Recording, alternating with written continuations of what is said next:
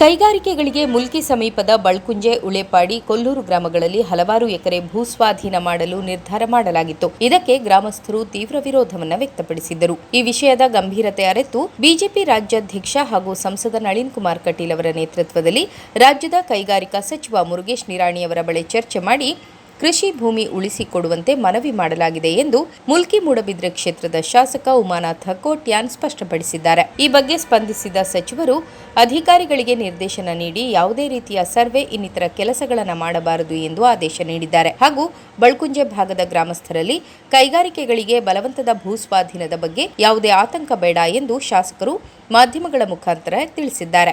ಬಳ್ಕುಂಜೆ, ಉಳೇಪಾಡಿ, ಕೊಲ್ಲೂರು 3 ಗ್ರಾಮಗಳ ಜನರ ಬಹುದಿನಗಳ ಕಳವಳ ಮತ್ತು ಗೊಂದಲದಲ್ಲಿ ಸಿಲುಕಿದ್ದಾರೆ. 1000 ಎಕರೆಗಿಂತಲೂ ಜಾಸ್ತಿ ಭೂಮಿಯನ್ನು KDB ವಶ ಮಾಡಿಕೊಳ್ತಿದೆ ಅಂತ ಹೇಳಿಕೊಂಡು ಇದರ ಬಗ್ಗೆ ಹಲವಾರು ಜನ ಬಹಳ ಕಳವಳಕ್ಕೀಡಾಗಿದ್ದರು, ಗೊಂದಲಕ್ಕೀಡಾಗಿದ್ದರು.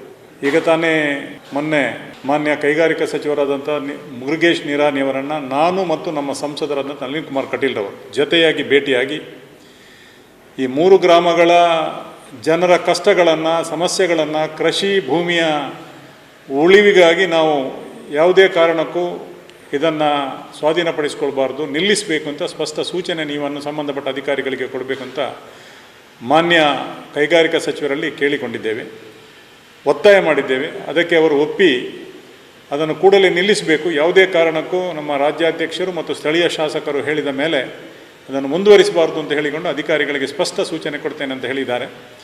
ಆ ನಿಟ್ಟಿನಲ್ಲಿ ಇವತ್ತು ನಮ್ಮ ಈ 3 ಗ್ರಾಮಗಳ ಜನರು ಏನು ಗೊಂದಲದಲ್ಲಿದ್ದಾರೆ, ಏನೋ ಒಂದು ಸಮಸ್ಯೆ ಇದೆ ಅವರದ್ದು, ಖಂಡಿತವಾಗಿಯೂ ಗೊಂದಲ ಪಡುವಂಥ ಅವಶ್ಯಕತೆ ಇಲ್ಲ.